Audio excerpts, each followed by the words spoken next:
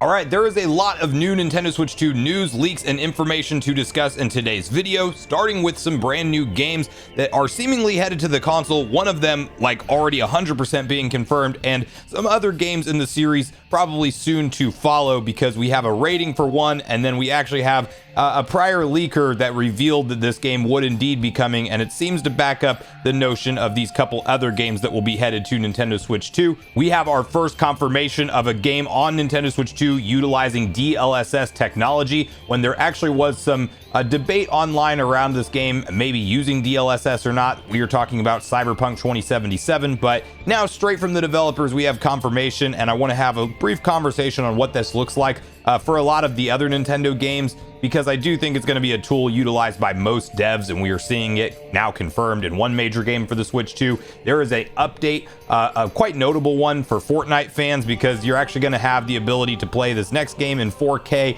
and even a 1080p 120 FPS mode, so fans of that franchise will want to know that. Nintendo Switch 2 edition games are also cross-compatible with Switch 1. We have to touch on that, because if you're buying a Nintendo Switch 2 edition of a game, you literally can use it in your Switch 1, which is pretty cool. Cloud saves may not be as straightforward as they sound with all titles, and we need to unpack what that's going to look like transitioning to the Switch 2, and some good news for the Pro Controller to round things out. So we're going to get on the same page with all of this info right after a quick word from today's video sponsor. Have you ever wished you could turn your best friend or significant other into the hero of their very own RPG but don't know where to start? That's exactly what RPGme.ai is for. It lets you create a custom pixel art RPG based entirely off someone's personalities, hobbies, and even those inside jokes only the two of you understand. It's an awesome gift idea and super easy to make. You just upload a photo, answer a few quick questions, and RPG-Me takes care of the rest. You'll get a playable, personalized game you can share through a link, or go full nostalgia mode and hand it off in a custom retro style box, which I consider to be the obvious choice. And yes, they'll even include a scannable QR cartridge that launches the game instantly. It works on desktop or mobile too, so anyone can play anytime, anywhere. RPGme.ai is going live on Kickstarter this May, but you can explore the site now. I know I'm looking forward to my own customized RPG adventure, and I hope you are too. Help support the brands that support me, and check out RPGme.ai in the pinned comment and description down below. Big thank you to RPGme.ai for sponsoring today's video. So we need to first start off with some brand new games that are headed to Nintendo Switch 2. One of them, all but being confirmed now, is Assassin's Creed Shadows. As you can see over from My Nintendo News, Assassin's Creed Shadows rated for Nintendo Switch 2. One big game that has yet to be announced for the Nintendo Switch 2 is Ubisoft's Assassin's Creed Shadows. However, this seems to be all set to change, as PEGI has recently rated the game for Nintendo's upcoming console. The Assassin's Creed game is set in Japan and has gone down well with fans of the franchise. PEGI gave the game an action-packed 18+ rating, so likely a mature rating here in the US from the ESRB, but this was actually previously leaked to us from Nash Weedle, which we're going to be talking about Nash Weedle's prior posts in more detail in some upcoming videos, so stay subscribed for that. But this individual has continued to leak accurately new and unannounced projects, and I would say, you know, Assassin's Creed Shadows coming to Switch 2 isn't like a stretch or anything like that, but they were also the leaker that revealed that Donkey Kong would be the big game at the Switch 2 Direct, not 3D Mario, which many people were not predicting. And if you look at their overall track history, it's getting better and better in recent times. But you can also see that not only were they teasing that Leak Express Assassin's Creed Shadows is being ported to Switch 2,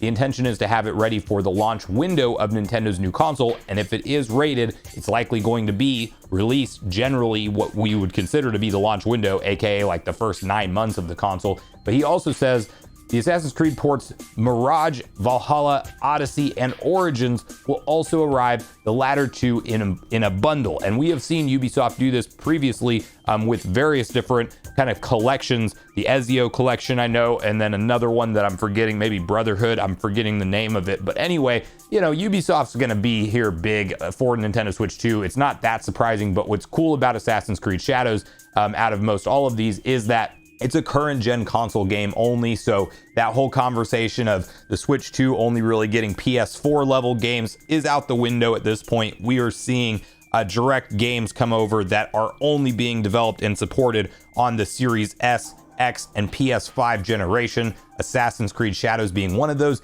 And interestingly, Assassin's Creed Shadows, while, you know, not everybody's the biggest fan of it, what it gets praised for across the board, and that most people can all agree on, is that it's a visually stunning game, and it truly looks like a next-gen title that's only possible with more modern architecture of modern day gaming hardware. So this is an exciting one to see, and it's probably going to use this next feature that we're going to be talking about, which is now confirmed to be utilized on the Switch 2 on a development level, because you can see over from VGC where they have a article that outlines Cyberpunk 2077 on Switch 2 uses DLSS, making it the first Switch 2 game confirmed to use it. NVIDIA's upscaling tech uses AI to upscale games to higher resolutions. And you have DLSS, stands for Deep Learning Super Sampling. It's a suite of tools which can increase the game's resolution without significant performance penalty. For example, rather than running the game natively at 4K, which can use up a lot of processing power, a developer may instead choose to run the game at 1080p or even 720p, then use DLSS to upscale that, a process that still uses some power, but nowhere near as much. So we knew that because Nintendo was sticking to this hybrid form factor for their next system, that they would need to pull off some tricks to get modern day games running and performing up to acceptable standards with 30 FPS plus frame rates and things like that. So now we know that Cyberpunk 2077 is using this. We do know that the performance mode is targeting 40 FPS.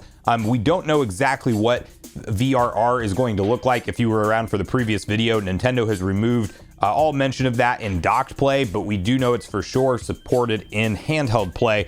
So again, kind of stay tuned on that. We'll have to see once the console launches if it's added via an update or if Nintendo just removed it because I guess a mass majority of displays maybe wouldn't be compatible with it. But you know, there was some talk around this game from Digital Foundry actually basically stating that from what they could see, the game was not running any kind of DLSS and it wasn't being utilized. Well, now the developers are confirming it, and apparently Digital Foundry is not looking for it utilized in the lower resolutions as much, which is kind of what threw them off. But anyway, 720p, 1080p, upscaling, you know, all the way to 1440 and 4K and docked in certain games, and then maybe even like 540p, and they're just upscaling it to 1080 for the handheld. Like, there's a lot of different things that people can do with DLSS, game developers that is, to get projects that otherwise would be very challenging to run and look incredible.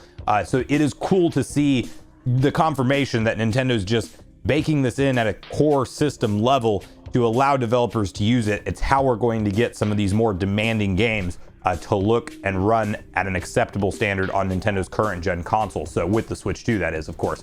And, you know, another game update, we're talking about Fortnite, not a game that I've personally played, but I know that there is a huge community around it. It's an ongoing game. Some people have been playing it for like 8 or so years, maybe however long it's been out, and continue to play it for hundreds and hundreds of hours. So Fortnite will be on Switch 2 on launch day, up to 1080p, 120 FPS gameplay, and up to 4K docked mode. And this comes to us from a very reliable Fortnite leaker. So this account is known for putting things out there before they officially are revealed. And it's one that you would want to trust and pay attention to when they are making these claims. Now, this is a big upgrade over the Nintendo Switch version of Fortnite, which of course is a free download that you can get straight from your eShop. And we also knew that Fortnite was going to be one of those games that would actually have some compatibility issues with the Nintendo Switch 2 via its software kind of emulation / translating the code type of tech that the developers outlined, how they're basically getting backwards compatibility to work. Well, the update that's planned for Fortnite is just going to be a Switch 2 version of the game, and it's going to apparently support things like up to 4K in dock mode, and then that 1080p 120 FPS gameplay.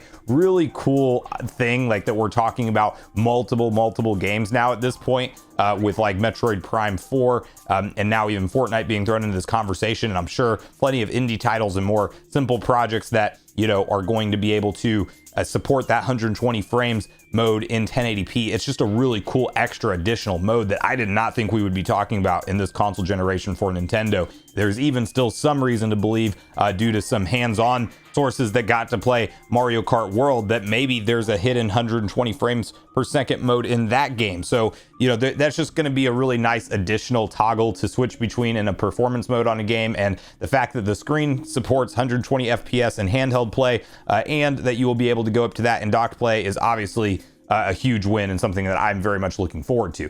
Okay, the next piece of news we're going to walk through has to do with Nintendo Switch 2 Edition games are cross-compatible with Switch 1 publisher claims. Marvelous says its Switch 2 edition card will also work on Switch 1. And this is very interesting because you might remember that we discussed recently on the channel as well, there is a notch in this new Nintendo Switch 2 cartridge that would allow you to know, or allow the system to know, if it's a Switch 1 or Switch 2 cartridge. And it looks like the Switch 2 cartridge for Switch 2 editions of Switch 1 games is going to be able to be popped into a Switch 1 still. So that's according to publisher Marvelous, which made the claim on its FAQ page for the Nintendo Switch 2 edition of Rune Factory Guardians of Azuma. The Nintendo Switch 2 edition is a red 64 gigabyte game card that includes in full the Nintendo Switch game with the upgrade pack, it states. There's no need to download the full game, simply insert the card into either a Nintendo Switch or Nintendo Switch 2 console, and the correct version will launch automatically. Like most modern titles, there may be small updates or patches available at launch to provide minor fixes and improvements, but rest assured the complete game is on the card and ready to play from day one. So this is a really nice thing if you are planning on building out any of your Switch 2 library with physical editions like, Tears of the Kingdom, Breath of the Wild. You want to own those as the Switch 2 edition. Maybe you didn't pick them up on the Switch 1, or you just want to pad out your collection with an extra round of those games. Anyway, you have the ability now to play those on Switch 1 or Switch 2, which is just a really nice thing, because if you think about backwards compatibility and how companies typically do this, that is not the industry standard. Like if I buy a PS5 version of a game that has the PS5 logo on it, there's no chance that that disc is going to work in the PS4. You can get a PS4 version and upgrade it to a PS5 version, but those games that were cross-gen that have a PS5 version, you're not going to be able to put that PS5 disc into a PS4. So the fact that you can put a Switch 2 edition of a Switch 1 game into a Switch 1 still and play it in full all the same is definitely a nice upgrade, in my opinion, and just something that is cool for those that are going to go choose to, pad out their library and Switch 2 editions of Switch 1 games, especially when it comes to the physical collection side of things. So from here, rumored Nintendo Switch 2 editions of Zelda Breath of the Wild and Tears of the Kingdom may not support cloud saves. So a Reset Era member has been doing a bit of digging on cloud save support for Nintendo Switch 2 edition of games and has discovered that the Nintendo Switch 2 edition of Zelda Breath of the Wild and Tears of the Kingdom might not support cloud saves. The reason being that Nintendo has already said you can import original Nintendo Switch save to the Nintendo Switch 2 edition of both Zelda games. Usually you can't have double cloud saves, so it is not clear how this would work. Nintendo's own website are slightly contradictory, as some people say, please note this software does not support Nintendo Switch Online paid membership save data cloud backup feature. So it just sounds like for whatever reason, not all games are going to have this cloud save ability on the next gen hardware, which is a shame, because if you're a Nintendo Switch Online member, that is one of the benefits. But for whatever reason, I don't know if Nintendo needs to work out in an update how some of these cross-gen games are going to work with the backup cloud save data, but for at least at launch time right now on Tears of the Kingdom Breath of the Wild, cloud save doesn't look like it's going to be intact for those games. And as far as importing your save data, you are going to be able to do that and switch it over to the Switch 2 version of the game. And also, I do believe that both of these games are going to have multiple save files now available on them from the launch menu. So I'm hoping cloud save data gets set up at some point in the future. It might be something to do with them not being able to work out the way that the new app works with the game, and the way that you can, I think, actually share your building creations as well as items and stuff like that. I know there's a lot of new features tied to that Nintendo app.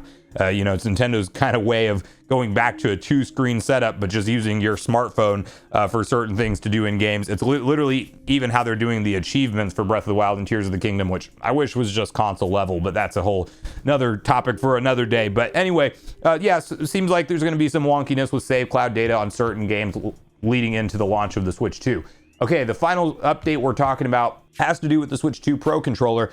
Charges nearly twice as fast as its predecessor. So this is a pretty cool upgrade for people who are planning on getting the Switch 2 Pro controller, which, by the way, I've been seeing some more hands-on videos and coverage. Apparently these analog sticks, while we don't know what they are, if they're Hall effect or not. I know Nintendo said that the Joy-Con sticks are not Hall effect on the actual Nintendo Switch 2, but we don't know if the Switch 2 Pro controller are. But Nintendo, however they reworked them, people are saying that they are like the best feeling joysticks that they've ever played on, bar none, in a game console. So I am excited about this personally. I will be picking up the updated controller, and to give you kind of a basically an approximate time. So according to Nintendo, it will take approximately 3.5 hours to fully charge the Switch 2 Pro controller. If that sounds like a long time to you, it's actually close to half as long as the original Switch Pro's controller, which took about 6 hours. So that is a substantial upgrade. Obviously, the Switch 2 Pro controller comes equipped with a 1070 milliamp battery and is said to last for around 40 hours on a single charge, the same as the Switch 1's controller. So same overall battery life, but twice as quick to get it fully recharged whenever it does end up getting depleted, and still a good long battery life for plenty of gameplay experiences to be had. The only thing I think, I need to feel the haptics and how the new HD Rumble 2 feels for the Switch 2 hands-on, which I have not had a chance to play or anything like that. Didn't get into any of those early experience events, unfortunately. Doesn't look like the waitlist thing really worked out for many people either. But anyway, it's one of those things that I wish it had kind of PS5 controller level haptics, because that is a really cool thing that's tied to the PS5 DualSense controller. Like the way that if you're walking around an Astrobot and rain is coming down, that it feels like there's rain in the, hitting the controller. Very small, minute haptic vibrations that just add a little bit more immersion to the gameplay. Also the adaptive triggers, where they are harder to pull in certain situations or less hard in others. I mean, I think it would be cool to have Nintendo also hop on that same train. It's probably not going to happen, since we're already seeing the Switch 2 Pro controller without that kind of stuff built in, but faster battery life and of course the analog sticks being a big upgrade is definitely a good news situation overall. So let me know in the comments down below how you feel about all the different stories we covered today. Are you excited about any of the Assassin's Creed games that are seemingly headed to Nintendo Switch 2? What do you think about Cyberpunk 2077 for sure using DLSS? And do you think that Nintendo and many other developers are likely using that in their games?